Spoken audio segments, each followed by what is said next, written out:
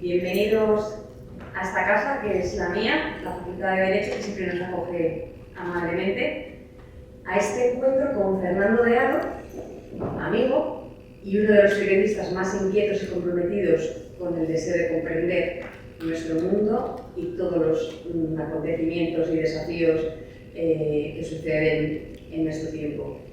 Y también con Michele Vignoni, online, director de investigaciones de la Fundación Internacional Oasis, dedicada a promover algo importantísimo, el estudio del mundo musulmán, tan desconocido entre nosotros, y a promover el encuentro entre cristianos y musulmanes, una de las necesidades más apreciadas en la Europa de hoy si queremos ser fieles a nuestra identidad y a la capacidad de integrar las diferencias. Hace aproximadamente un año hubo unos cuantos de nosotros, de miembros de la Asociación Universitas, que organiza también este encuentro, que invitaron a Michele Vignoni. Nos hicieron este regalo. Le pedimos, en pleno comienzo del conflicto palestino-israelí, que nos ayudara a acercarnos, a entender un poco lo que estaba explotando allí, ¿no? Y a contextualizar la guerra entre el régimen de Netanyahu y Hamas. Estamos muy agradecidos a los dos, Michele y Fernando, también a Javier que va a ayudar con la traducción, y a quienes han preparado este encuentro, porque las cosas, aunque sean pequeñitas, pueden ser sustanciosas y siempre están preparadas por alguien con amor a su persona, al mundo y a los que lo ofrece, ¿no? A los que estamos hoy aquí. Agradecidos a todos ellos que nos van a intentar acercar a las razones por las que estalló la guerra en 2011 en Siria y que ha dado lugar a la mayor crisis de refugiados a nivel mundial. En los últimos meses, además, se ha visto involucrada en el conflicto palestino-israelí, complicando más aún la situación tan grave ya de por sí que sufre Oriente Próximo. En nombre de la Asociación Universitas, bienvenidos a todos y a aprender. Muchas gracias, Ana. Muchas gracias a Universitas por la invitación. Para mí es un gusto estar aquí, sobre todo por estar colaborando con una asociación como Universitas y por poder escuchar a Michele. Yo creo que es de justicia reconocer que en este momento la Fundación Oasis, su trabajo de investigación y su trabajo de divulgación es uno de los instrumentos más útiles, lo digo como profesional del periodismo, como persona interesada en la actualidad internacional, es una de las instituciones y su página web es uno de los instrumentos más útiles para comprender Oriente Próximo, que viene a ser comprender buena parte del mundo en este momento. Yo recomiendo encarecidamente una de las secciones que tienen ellos, que se llama Focus Actualitat, con un resumen de prensa semanal de la prensa internacional en inglés, francés, que bueno, ya tiene mérito, pero especialmente hay una sección en la que se hace un resumen de prensa de la prensa en árabe, que, claro, para el común de los mortales es inaccesible y que es de un valor realmente notable. Es decir, yo recomiendo su lectura. La verdad es que es un gusto que haya gente haciendo el trabajo que hace Michele y que hace la gente que trabaja con Michele. Yo tengo que agradecer además que siempre que emprendo un viaje, antes de empezar cualquier visita a Oriente Próximo, suelo pedirles ayuda y la recibo y me sirve de mucho. Queremos hablar de Siria, queremos hablar de lo que está pasando en Siria, nos vamos a centrar en Siria, o sea, no vamos a hablar en principio de Líbano, de Gaza, aunque la cosa va a ser difícil contenerse porque inevitablemente surgen muchas preguntas sobre el resto de la región, sobre todo teniendo en cuenta lo que está pasando últimamente. Me han pedido que haga, antes de hacerle las preguntas a Michele, una pequeña introducción sobre el tema que vamos a abordar, que es qué está pasando en Siria. como sabéis, el 8 de diciembre, de una forma sorpresiva, se producía la caída del régimen de Bashar al-Assad. Sorpresiva digo porque hasta ahora parecía que Bashar al-Assad, que era el presidente que ya sabéis que salió por patas del país, pues tenía todo bien atado, con sus alianzas internacionales y con su capacidad de control de la población. Yo hice un viaje a Siria para hacer un documental hace ya 6 o 7 años y la verdad es que no te podías mover, no podías dar un paso sin estar controlado por un sistema de seguridad muy eficaz, tanto en el control digital como en el control personal. O sea, el sistema de información barrio a barrio era muy exhaustivo y el sistema de control digital era muy fuerte, con lo cual todos nos quedamos sorprendidos, al menos yo, de la rapidez con la que en días, prácticamente en horas, cayó el régimen de Bashar al-Assad. Hay una escuela de historiadores que a mí me parece que es muy interesante, que dice que para comprender lo que sucede en un momento determinado, en un punto determinado del mundo, hay que tener en cuenta lo que llaman la larga duración. Es una expresión en francés, long durée, que me parece que es muy pertinente tener en cuenta para comprender lo que pasa en este momento en Siria. O sea, la larga duración, no solo los acontecimientos que se van produciendo en un año, en varios años, en una década, sino ciclos largos de la historia, porque hay estructuras sociales, políticas, ideológicas, religiosas, que se mantienen estables durante largos periodos de tiempo. Y ahí, por ejemplo, Kaplan, que es yo creo que un hombre de referencia para comprender Oriente Próximo, ara dirà Michele, bueno, Michele, se io faccio qualche cosa, qualche errore tu mi dici e mi corrigi. Questa è la tranquilidad que tengo ahora de hacer la introducción, que él me va a corregir todo lo que me equivoque. Entonces, Kaplan dice, la larga duración para todo Oriente Próximo hay que fijarla, o sea, todo tiene que remitir a la caída del Imperio Otomano. O sea, como sabéis también, Oriente Próximo durante muchos siglos está bajo el Imperio Otomano, eso acaba en la Primera Guerra Mundial y a partir de ese momento comienza la historia contemporánea de Oriente Próximo. O sea que si queremos conocer Siria y queremos conocer, siempre hay que hacer referencia a lo que sucedió a partir de la caída del Imperio Otomano. ¿Y qué sucedió a partir de la caída del Imperio Otomano o antes de la caída del Imperio Otomano? Pues hay un momento esencial, que son los acuerdos Sykes-Picot, que son los acuerdos de 1916 entre los franceses y los ingleses, que se sientan en un salón, ponen un mapa encima de una mesa, estoy simplificando para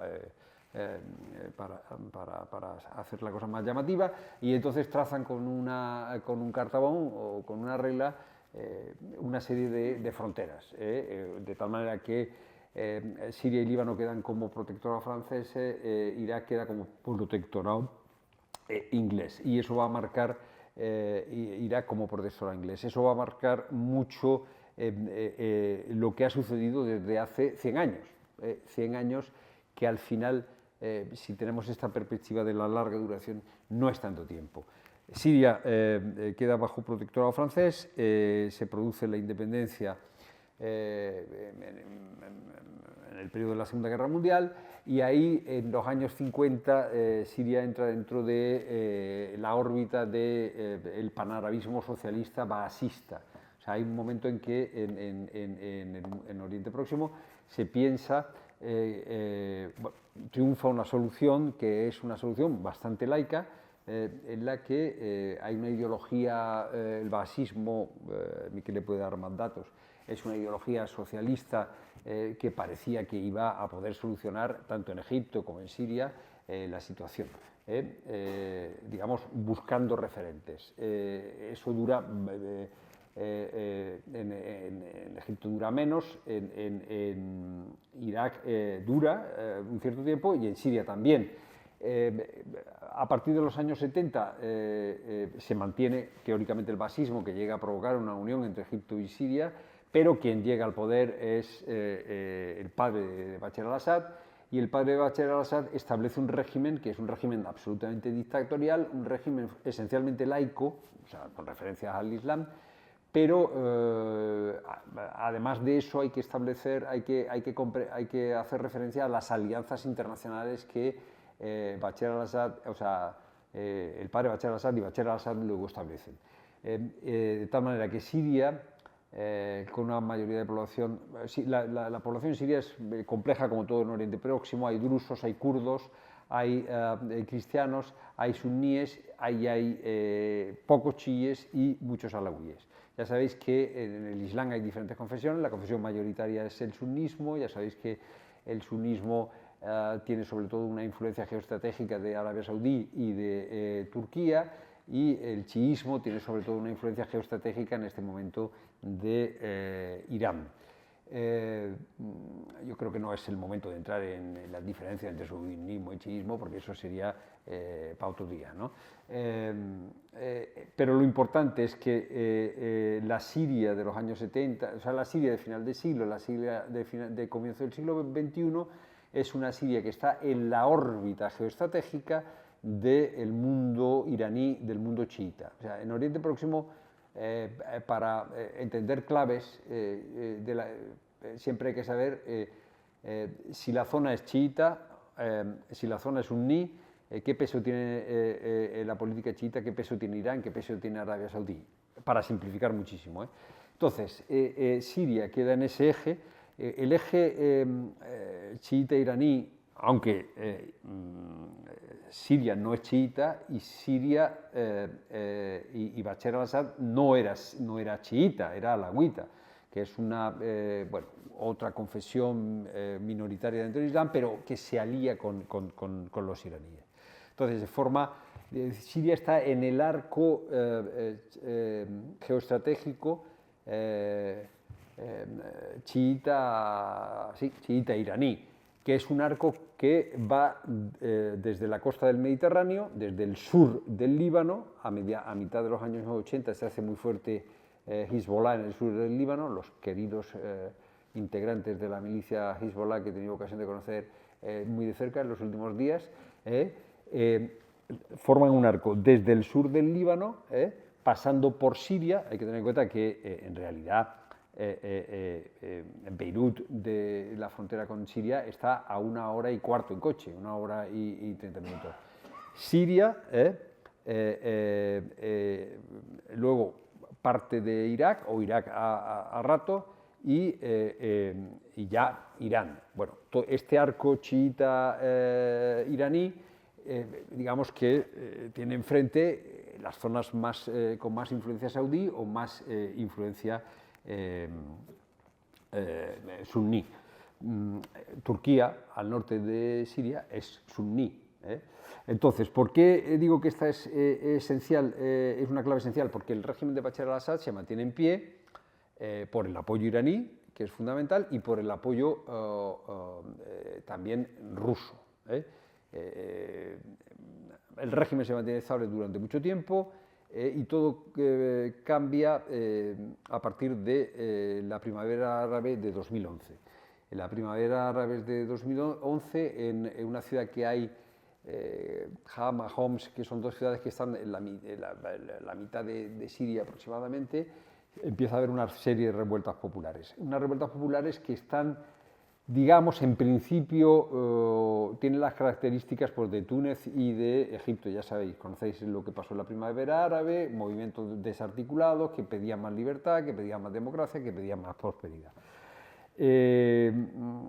Bashar al-Assad, por supuesto, no está dispuesto a ningún tipo de apertura, pero ahí se produce una mutación que, bueno, es una cosa muy interesante, porque inicialmente las protestas son de gente que quiere libertad, de gente que quiere una apertura democrática, pero se produce, se puede llamar así, un proceso de colonización de la revuelta, de manera que en pocos meses lo que era una protesta protagonizada por grupos, digamos que independientes, acaban colonizados por grupos fundamentalmente yihadistas. Hay quien dice que eso se debe a que Bashar al-Assad abre las puertas, los yihadistas salen a la calle. El caso es que en pocos meses quien realmente está combatiendo contra Bashar al-Assad, bueno, combate contra... Entonces empieza el lío, o sea, porque ahí combate todo el mundo contra todo el mundo, pero vamos, por simplificar, los frentes que se forman en esa guerra que ha durado hasta hace nada y que es una guerra que ha provocado la muerte de 300.000 civiles y que ha provocado millones de refugiados, como dice Ana. Fundamentalmente, el régimen de Bashar al-Assad se enfrenta a milicias yihadistas de diferente tipo y de diferente orden que controlan bastantes zonas del país, sobre todo al norte.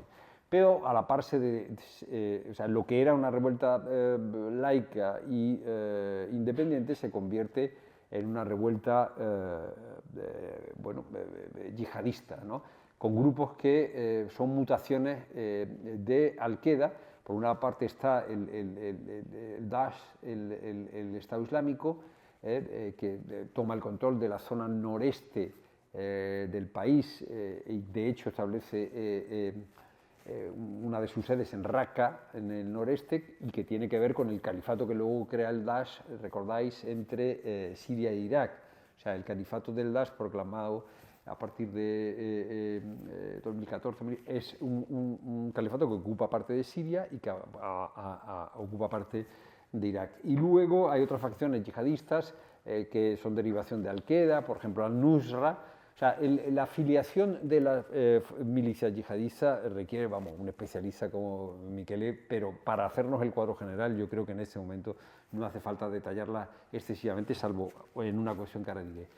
Y luego hay otra, digamos, otra guerra dentro de esa guerra, porque por otra parte en el norte de Siria están los kurdos. Los kurdos desde hace mucho tiempo, los kurdos en Skype y Code se quedan sin país.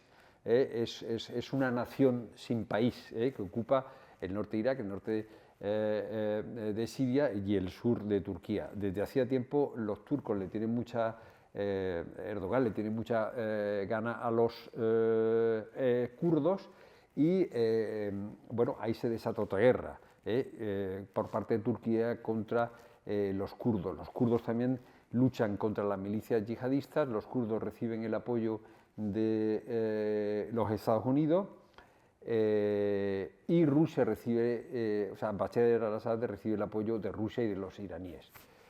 Estoy simplificando mucho el conflicto, que es una de las guerras más complicadas que yo he conocido. La fuerza del apoyo ruso iraní permite a Bashar al-Assad con una represión brutal, utilizando armas químicas, utilizando la famosa cárcel que ahora se ha hecho famosa de Sarnaya, que donde se tortura sistemáticamente, consigue ir recuperando el control poco a poco del terreno, de tal manera que consigue, digamos, una línea que va desde el sur, desde Damasco, hasta la zona norte, Alepo, con lo cual ya establece un corredor y consigue el control. Yo cuando estuve en 2017 ya Bashar al-Assad había conseguido que tú pudieras pasar del Líbano a Damasco y de Damasco a Alepo, cruzando todo el país sin mayor problema, porque, por ejemplo, la cobertura aérea se la daban los aviones rusos con una presencia rusa fortísima, y lo que se fumaba era tabaco ruso, por dar un dato simple.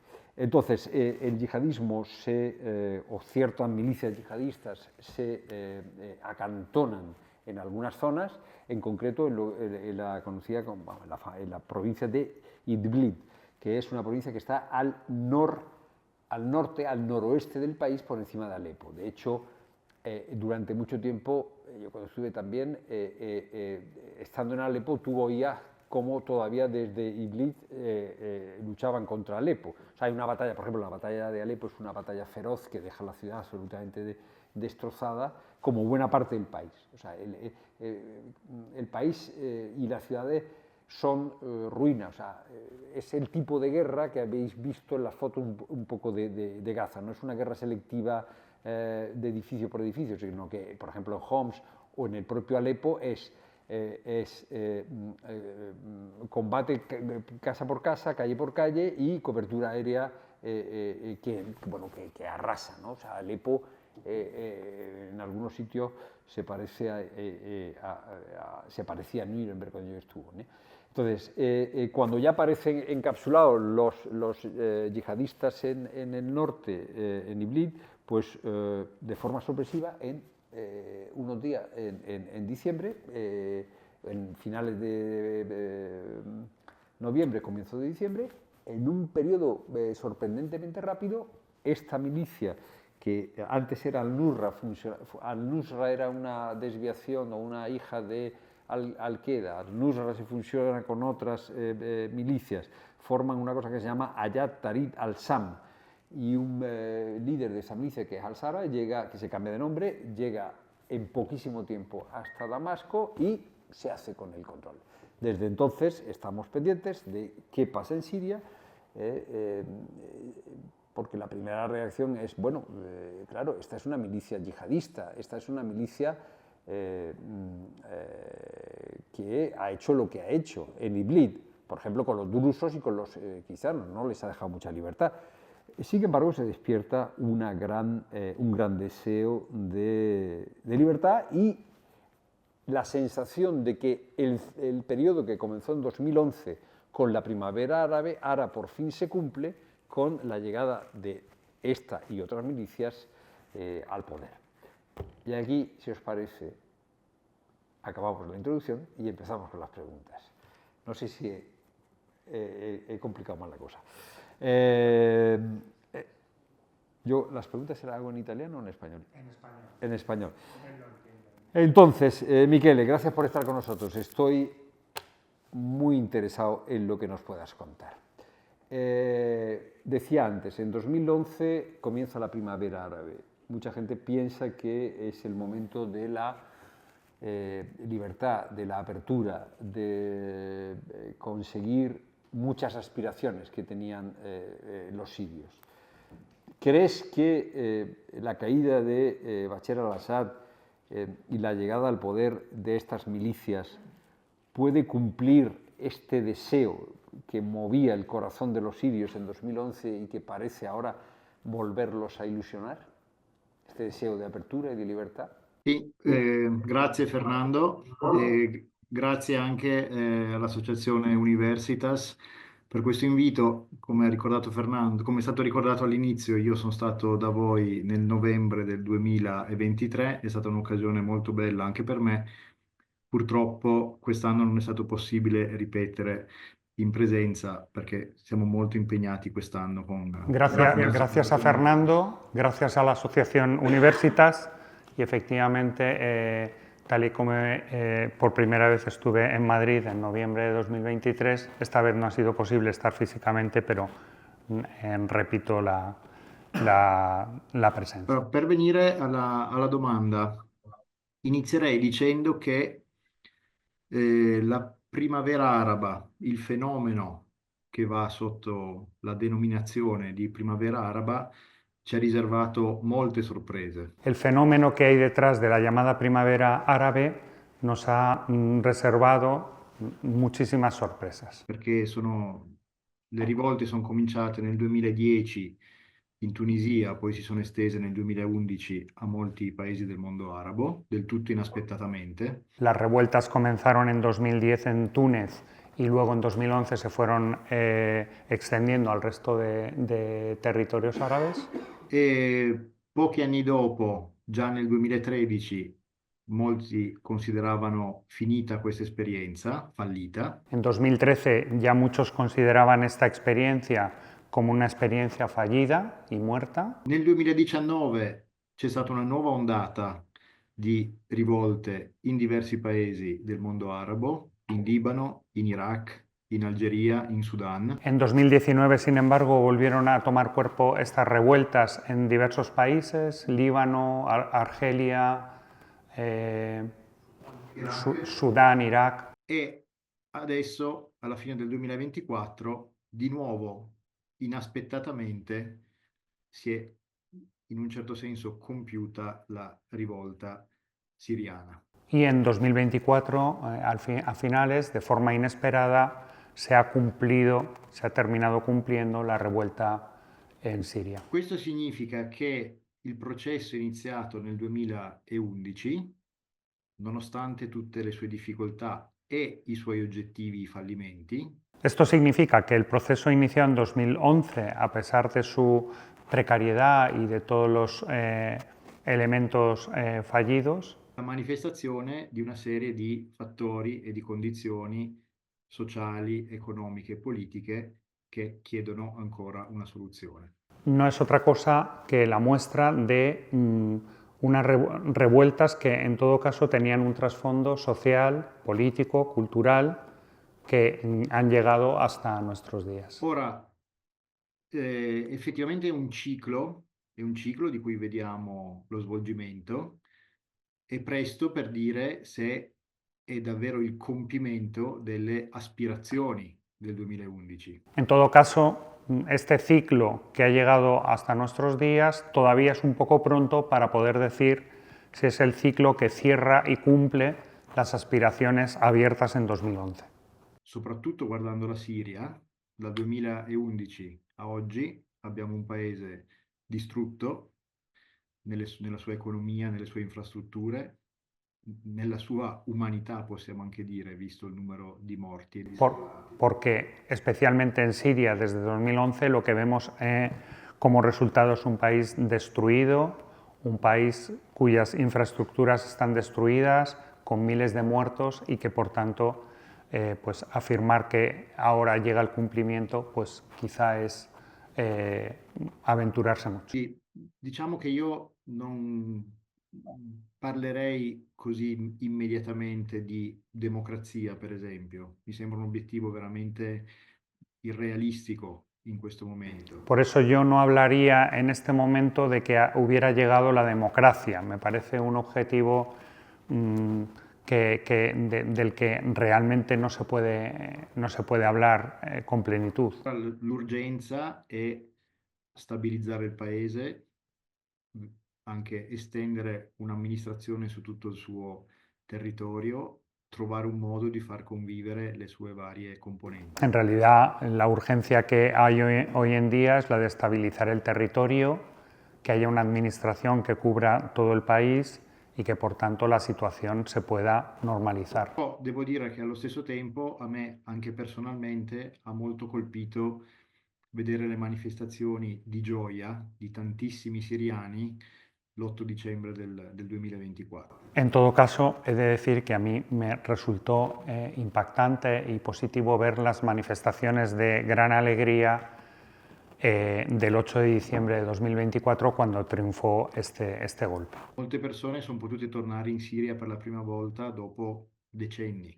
Tanta gente ha podido volver a su país después de decenios lejos de él. Quindi sicuramente è da una parte il compimento come risultato immediato di un processo iniziato nel 2011. En este sentido, sí podríamos hablar de cumplimiento del proceso iniciado en 2011. Ma la strada verso un sistema stabile, efficiente e dove le persone possano convivere in pace è ancora lunga. Pero el camino hacia un sistema estable y eficiente donde las personas puedan convivir en paz es aún un camino largo.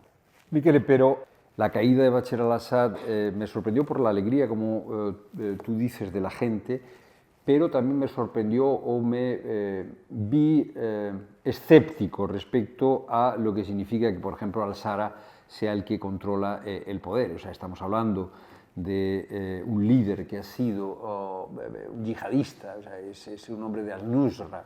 Y me vino a la cabeza lo sucedido, por ejemplo, en la primavera árabe egipcia, ¿no? Cuando todo ese proceso de cambio no vertebrado inmediatamente fue colonizado y secuestrado por los hermanos musulmanes, ¿no? ¿No crees que hay el peligro de que al final al-Sara y toda la milicia, todas las milicias acaben secuestrando este deseo de libertad, acaben apropiándose de este deseo de libertad? Il rischio è reale e la situazione, se vogliamo, è più grave di quella egiziana. Y la situación aquí en Siria es más grave que la situación en Egipto. Che in Egitto i fratelli musulmani facevano già parte della vita politica e sociale del paese da tempo. Porque en Egipto los hermanos musulmanes ya formaban parte de la vida social y política desde hacía tiempo, anteriormente.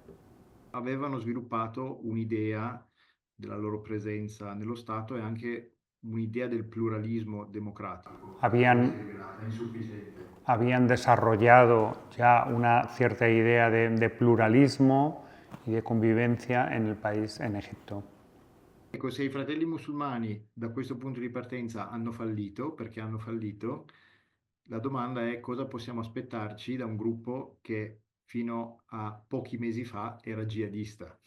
Si los hermanos musulmanes fracasaron en ese intento, nos deberíamos preguntar qué podrá ser de este otro grupo en Siria, que efectivamente pocos meses antes era un grupo netamente yihadista. Allo stesso tempo penso che Ahmed Shara è una persona molto pragmatica, che ha anche capito certi errori e forse ha imparato la lezione di altri contesti dove ci sono state le rivoluzioni. En todo caso, pienso que Ahmed al-Sharaa es una persona pragmática que ha entendido los problemas, dificultades que se han dado en otros países y en este sentido Sa, per esempio, che l'appoggio internazionale in questo momento è fondamentale. conoce bien, sabe bien que el apoyo internacional es fundamental en este momento. Sa che l'urgenza è ricostruire il paese anche dal punto di vista economico. Sabe que es urgente reconstruir el país desde el punto de vista económico. Probabilmente sa anche che proprio sulla base di quello che è successo altrove, Y probablemente sabe, en base a lo que ha sucedido en otros lugares, che non può imporre una islamizzazione dello Stato e della società. que no puede imponer una islamización del Estado y de la sociedad. Anche se, diciamo, qualche segnale in questa direzione c'è già stato. Aunque es verdad que alguna señal, algún signo en esta última dirección sí que ha aparecido. Per esempio, il Ministero dell'Educazione ha già modificato i programmi scolastici. Por ejemplo, el Ministerio de Educación ya ha modificado sus planes escolares en este sentido, evitando per esempio la teoria evoluzionista, l'evoluzionismo nei programmi di scienze. por ejemplo, evitando y digamos, dejando de lado la teoría de la evolución en el ámbito de la enseñanza de las ciencias naturales. Il fatto è che in questo momento, a parte questi segnali, non abbiamo idea di cosa l'attuale amministrazione voglia fare. En realidad, aparte de estas circunstancias, no sabemos muy bien cuál va a ser digamos, cómo va a evolucionar esta administración. Anche il linguaggio usato da Ahmed Shara, l'attuale presidente, è cambiato molto rapidamente. Incluso el lenguaje que ha usado el nuevo presidente ha cambiado muy rápidamente. Quando subito dopo la conquista di Damasco ha tenuto un discorso alla moschea Omayyade. Nada más tomar el poder, ha hecho un discurso en la mezquita principal de Damasco, en un cierto sentido, che era ricco di riferimenti all'Islam e all'esperienza di Maometto quando nel 632 questi entrò alla Mecca. un discurso lleno de referencias al Islam y a la entrada de Mahoma en el 632 en la Meca. Mentre se uno analizza il discorso fatto la settimana scorsa da presidente siriano, Mientras que analizando el discurso que ha realizado la semana pasada el presidente de Siria, si potrebbe dire che è un discorso laico nazionalista.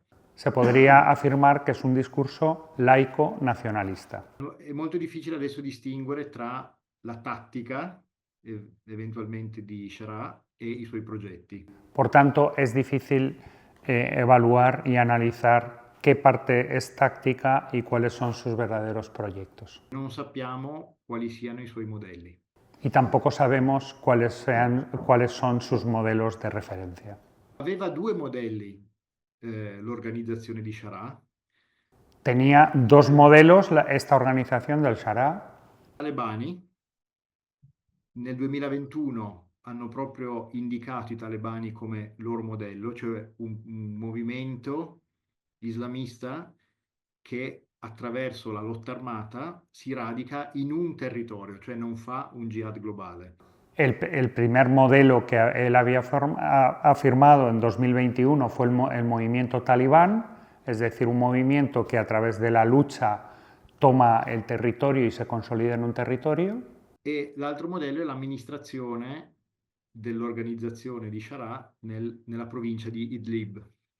Y el otro modelo es la administración en la provincia en la que ellos ya estaban anteriormente.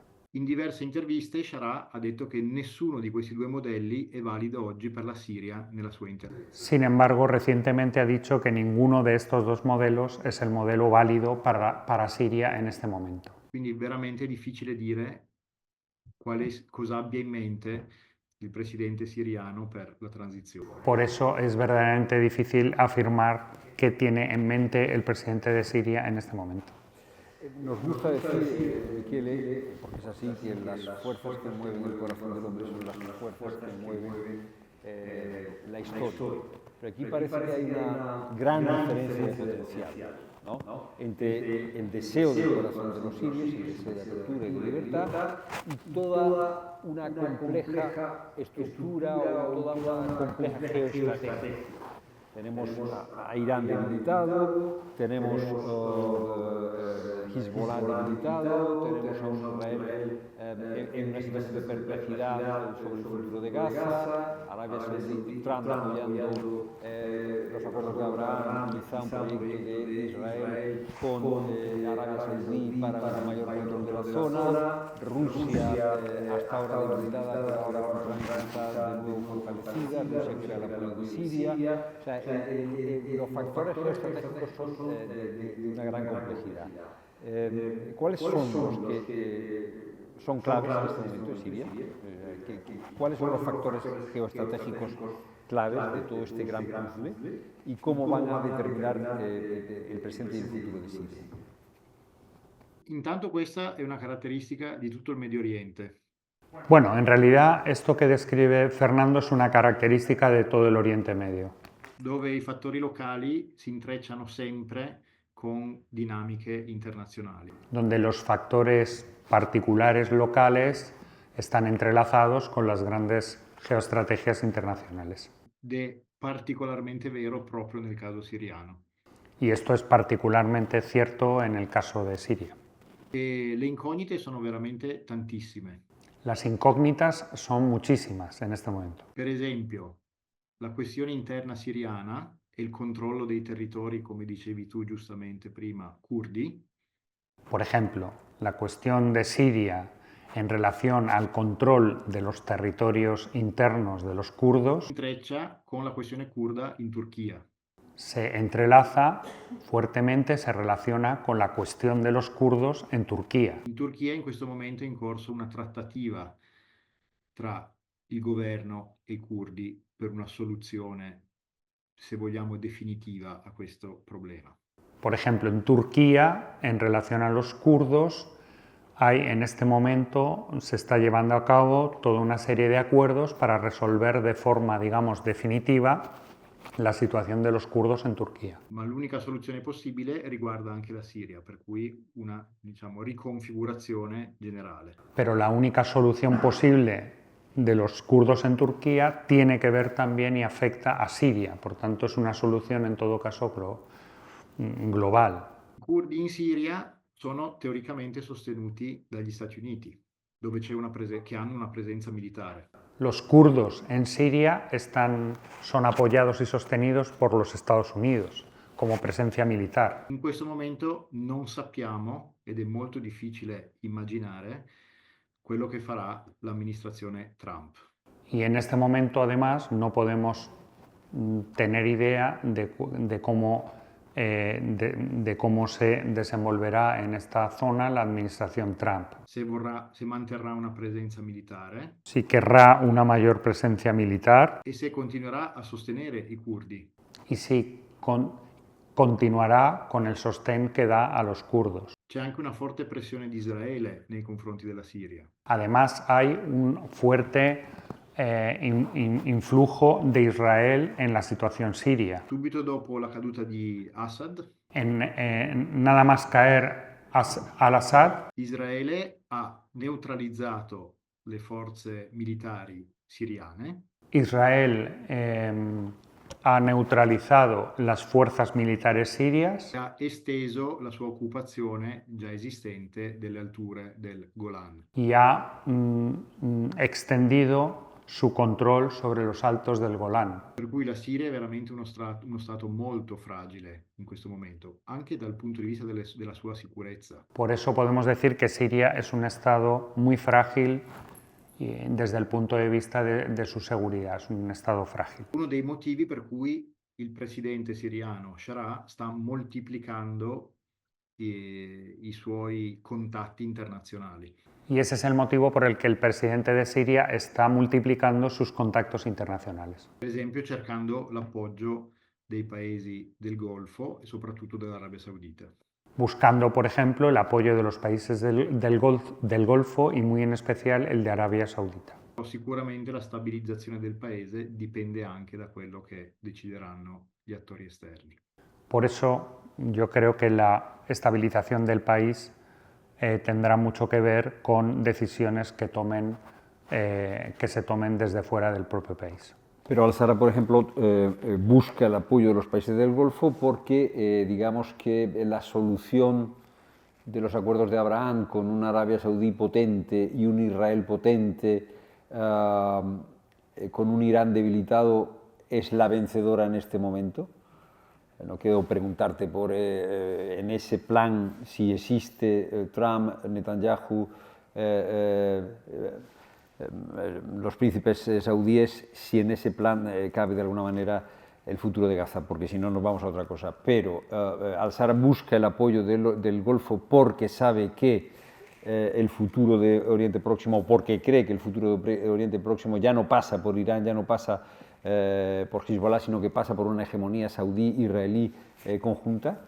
Allora, prima ancora di questo, credo che ci siano degli interessi, una preoccupazione economica.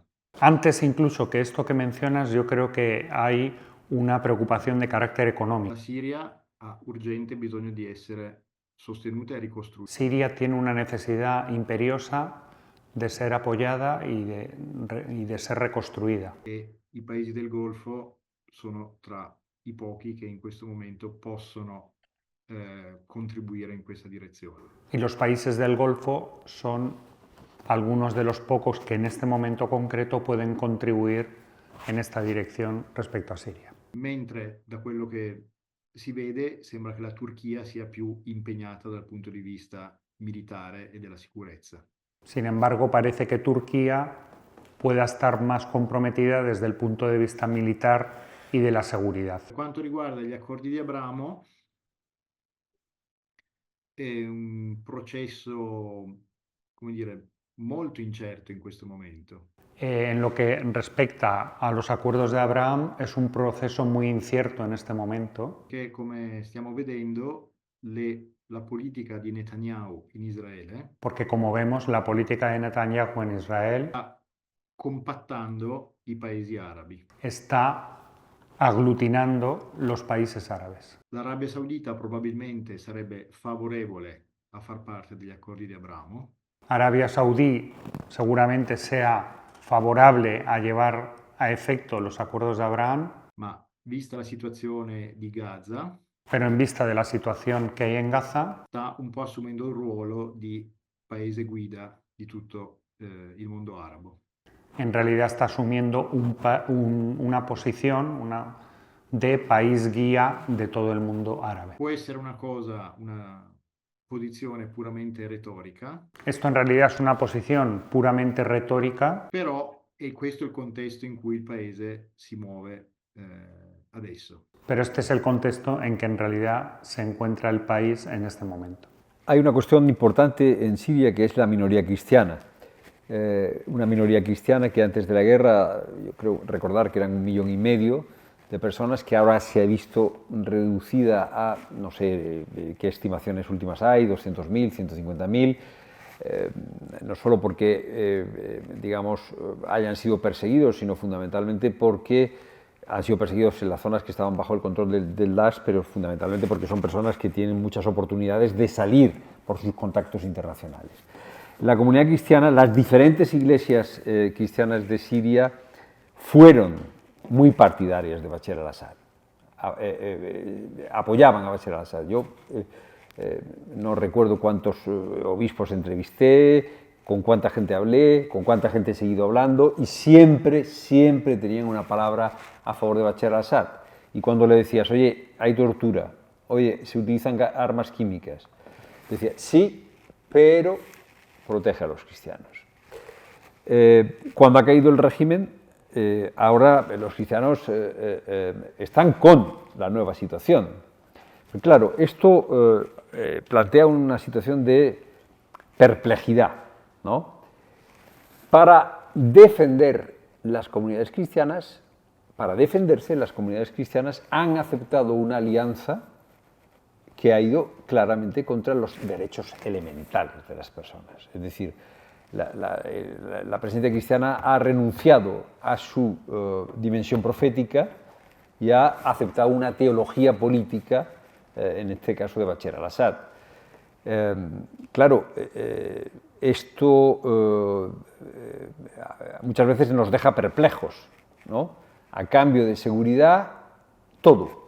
A cambio de seguridad, incluso la libertad, ¿no? Silencio. Bueno, es interesante porque, claro, el problema es extrapolable para toda minoría.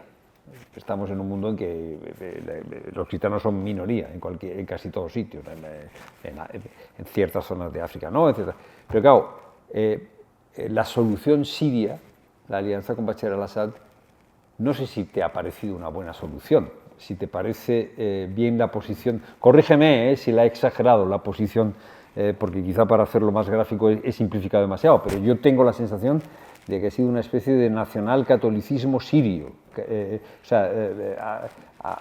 conocemos muy bien en España, una identificación absoluta con el poder.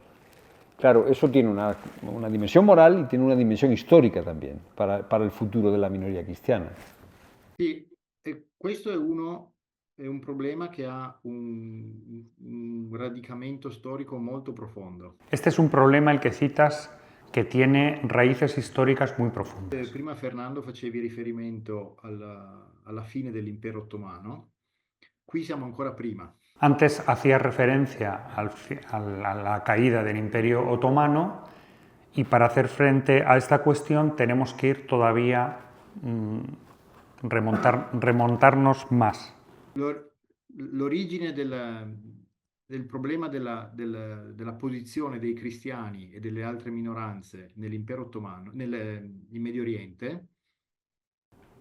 El origen de la posición de los cristianos y otras minorías en Oriente Medio Ha la sua origine nel corso dell'Ottocento, del 1800, di tutto il secolo dell'Ottocento, nelle riforme attuate in quell'epoca nell'impero ottomano. Se remonta a 1800 en las reformas que se llevaron a cabo entonces en el Imperio Otomano. Fino a quel momento i cristiani vivevano come comunità semi-autonome. Hasta ese momento los cristianos vivían en la zona como comunidades quasi autónomas. Non avevano gli stessi diritti dei musulmani, No tenían los mismos derechos que los musulmanes, ma potevano appunto autogovernarsi per tanti aspetti.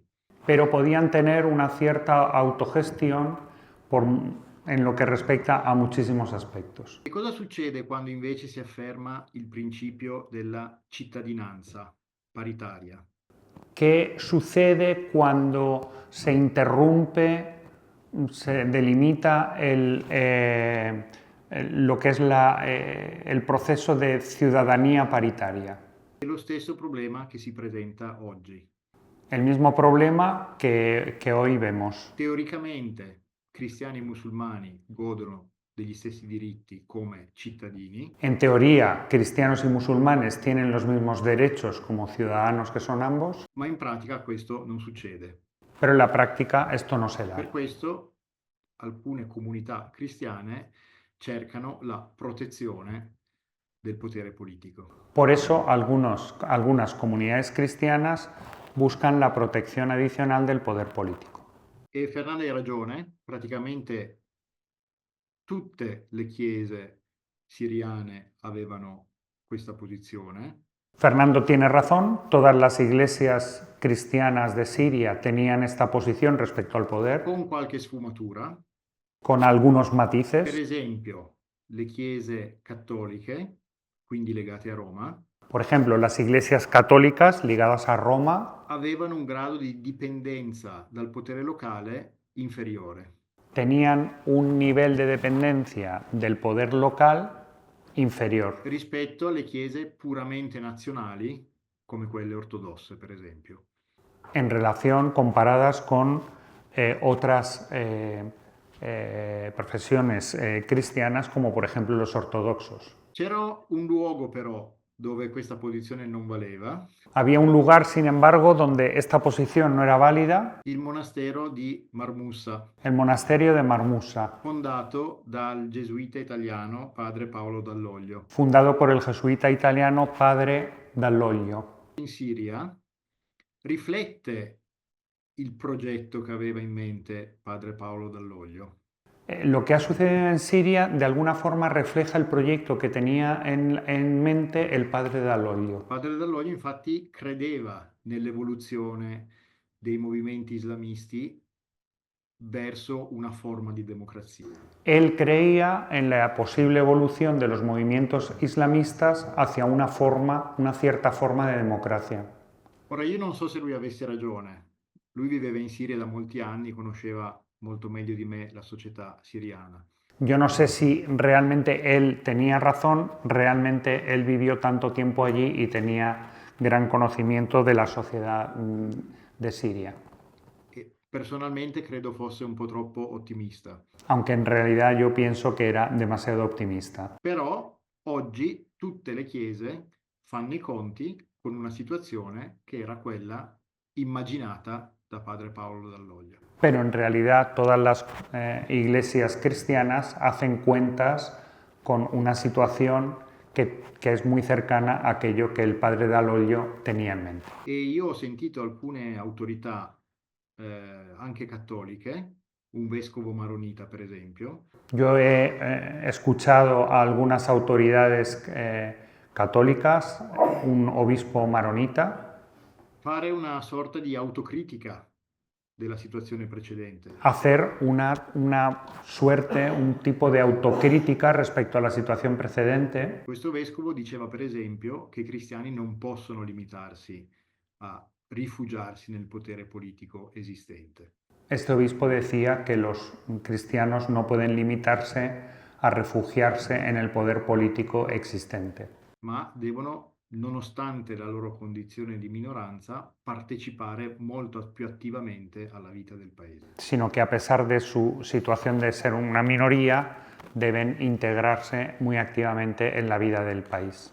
E devo dire che per me è stato molto interessante vedere due figure legate al monastero di Marmussa. Para mí ha sido muy importante hacer referencia a dos figuras ligadas al monasterio de Marmusa. Uno è il cofondatore del monastero, Uno de ellos es el cofundador del monasterio, padre Jacques Murad, padre Jacques Murad, oggi vescovo di Homs.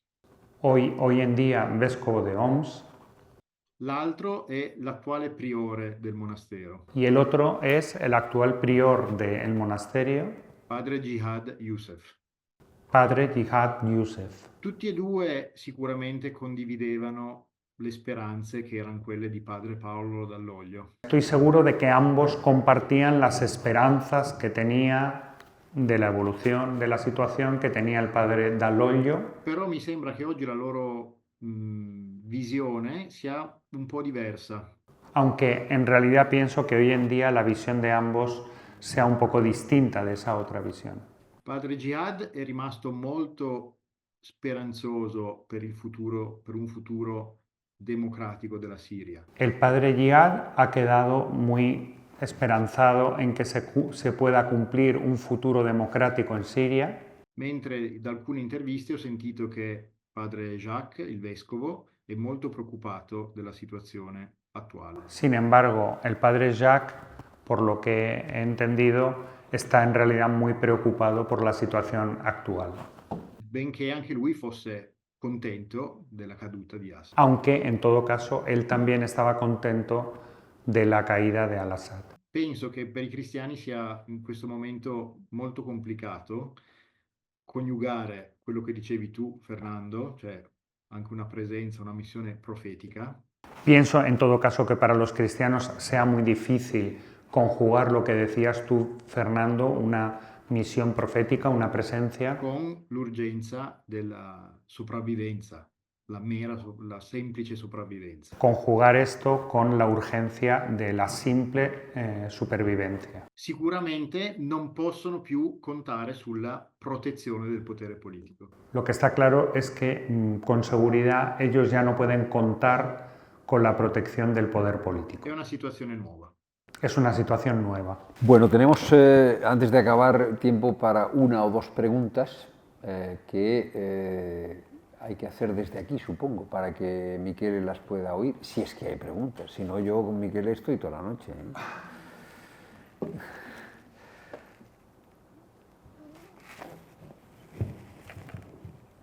¿Hay preguntas? Entonces, si no, ¿hay? Sí, yo me quería preguntar si tiene algún papel espérate, ponte aquí que te vea. islámico en todo esto, si va a poder tenerlo, porque está al lado en cierto sentido. ¿El Estado Islámico en qué sentido? Detto male. O sea que el Estado Islámico controla una parte del territorio de Siria. Entonces, Sí. ¿va a tener algún papel en el futuro del país o simplemente ese territorio va a permanecer siendo suyo?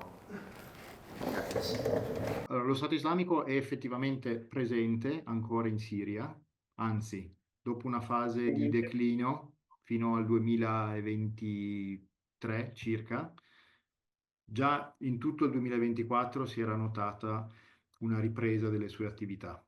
Sí, efectivamente, el Estado Islámico tiene tomado una parte de Siria, aunque en 2023 decayó un poquito su control, en 2024 ha reactivado su control sobre estas zonas. E l'attuale amministrazione ha già sventato un attentato organizzato dallo Stato islamico. Y de hecho, la actual administración ya ha sufrido un atentado organizado por el Estado Islámico. E sicuramente sarà una presenza con cui fare i conti. En todo caso, será una presencia con la que habrá que echar cuentas, a la que habrá que considerar. E più la Siria sarà stabilizzata, meno lo Stato islamico potrà incidere. Y cuanto más estable esté Siria, en menor medida podrá incidir el Estado Islámico sobre ella. Ma se così non fosse, assisteremo sicuramente a una ripresa della sua forza, della sua capacità. Pero si no fuera así, yo estoy seguro de que asistiremos a un incremento de las acciones del Estado Islámico en Siria. La questione si intreccia molto con la questione kurda. La cuestión esta tiene mucho que ver, está muy entrelazada con la cuestión kurda. Sono i curdi che hanno limitato, in alcuni casi fermato l'avanzata dello Stato islamico. Porque son los kurdos precisamente los que han limitado y han frenado el avance del Estado Islámico, Col sostegno naturalmente degli Stati Uniti. con el apoyo a los kurdos por parte de los Estados Unidos. Quindi la domanda è quella che ho già posto prima: che cosa faranno gli Stati Uniti? Por tanto, todo esto nos lleva a la pregunta que había hecho anteriormente. ¿Qué es lo que harán los Estados Unidos, la administración Trump? Non lo sappiamo. Bueno, pues si os parece, terminamos aquí. Vamos, yo agradezco a Michele esta conversación y yo sobre todo subrayaría tres cuestiones que son un poco sello oasis, ¿no? Que es amar la complejidad de la realidad, o sea, amar la realidad tal y como es. Y eso significa que es una realidad compleja, que no cabe dentro de un esquema y que tiene muchas cuestiones abiertas. Es sorprendente. Michele es un gran especialista y no sé cuántas veces nos ha dicho en esta hora, no sé. Es decir, uno entra en la complejidad y los procesos son abiertos y afortunadamente no caben dentro de los esquemas. Me parece que es apasionante. Y luego la otra conclusión es que hay que ir a Marmusa, el próximo encuentro, no sé vosotros, pero yo iré a Marmusa. Muchas gracias, Michele, por haber estado con nosotros. Buenas tardes. Grazie Fernando, grazie a tutti.